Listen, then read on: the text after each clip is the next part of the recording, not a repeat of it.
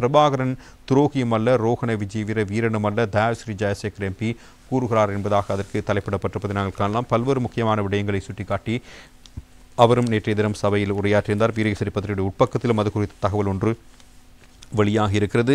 குறிப்பாக விடுதலை புலிகள் அமைப்பின் பயங்கரவாதத்துக்கும் மக்கள் விடுதலை முன்னணியின் பயங்கரவாதத்துக்கும் இடையில் ஒரு சில ஒற்றுமைகள் காணப்படுகின்றன. பிரபாகரனை துரோகி என்றும் விஜயவீரவை வீரனை என்றும் குறிப்பிட்டுவிட முடியாது. விடுதலை புலிகள் நூலகத்தையோ பாடசாலைகளையோ பல்கலைக்கழகங்களையோ தீக்கிரையாக்கவில்லை. தமது மக்களுக்கு சிறந்த முறையில் கல்வியை கற்பித்தார்கள். மக்கள் விடுதலை முன்னணி தீ வைப்பதை மாத்திரமே பிரதான கொள்கையாக முன்னிலைப்படுத்தி செயற்பட்டதென ஐக்கிய மக்கள் சக்தியினுடைய குருநாகல் மாவட்ட பாராளுமன்ற உறுப்பினர் தயாஸ்ரீ ஜெயசேகர் சுட்டிக்காட்டியிருந்தார். பாராளுமன்றத்தில் நேற்று நடைபெற்ற பட்லாந்த அறிக்கை விசாரணை ஆணைக்குழுவினுடைய அறிக்கை மீதான விவாதத்தில் கலந்து கொண்டு உரையாற்றுகின்ற பொழுதுதான் அவரால் இந்த கருத்து தெரிவிக்கப்பட்டிருந்தது.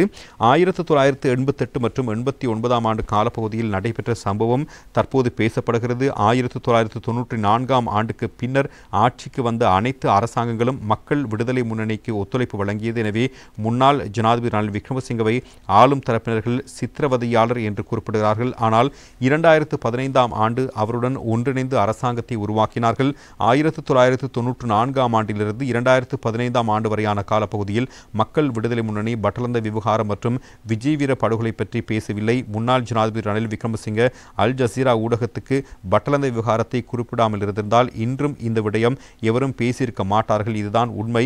இரண்டு பக்கத்திலும் மனித படுகொலைகள் இடம்பெற்றிருக்கின்றன. கட்சியை தடை செய்தால் ஆயுதம் ஏந்தியதாக மக்கள் விடுதலை முன்னணி குறிப்பிடுவதை ஏற்க முடியாது. ஏனெனில் அக்காலப்பகுதியில் கம்யூனிஸ்ட் கட்சி, மாணவர் சங்கம் உட்பட பல கட்சிகள் தடை செய்யப்பட்டன.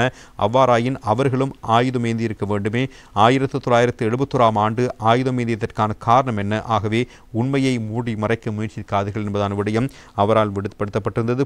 விடுதலை புலிகளுடைய அமைப்பின் பயங்கரவாதத்துக்கும் மக்கள் விடுதலை முன்னணியின் பயங்கரவாதத்துக்கும் இடையில் ஒரு சில ஒற்றுமைகள் காணப்படுகின்றன என்பதான விடயமும் அவரால் நேற்றைய தினம் சபையில் சுட்டிக்காட்டப்பட்டிருப்பதையும் இன்றைய தினம் பத்திரிகைகள் தந்திருக்கின்றன.